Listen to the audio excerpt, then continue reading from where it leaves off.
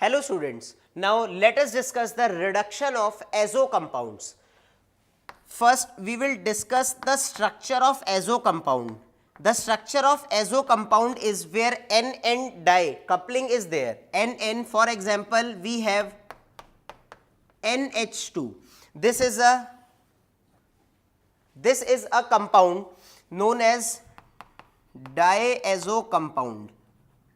Now we have to discuss the reduction of this compound. For reduction, we need a reagent that is known as reducing agent. For the reduction of azo compound, we can use variety of reducing agent. For example, we have one reducing agent SnCl2, that is stannous chloride. Now let us discuss the reduction of this azo compound with SnCl2.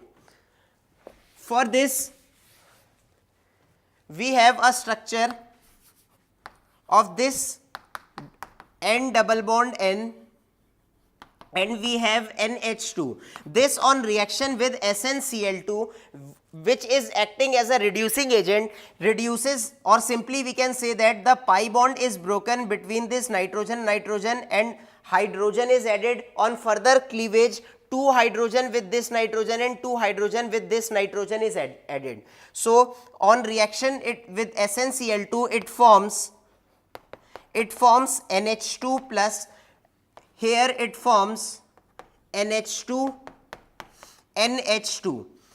If we simply take an example where this benzene ring as AR dash and AR, then the product which are formed will be, here it is ArNH2, that is one end is reduced as hydrogen is added to nitrogen, and addition of hydrogen is known as reduction. Similarly, here also AR dash NH2, the reduction of this end also takes place where the nitrogen pi and sigma bond is broken and hydrogen is added for the cost of these two sigma and pi bonds. So hydrogen is added, reduction of this azo compound takes place, and this is done with the help of reagent known as SnCl2.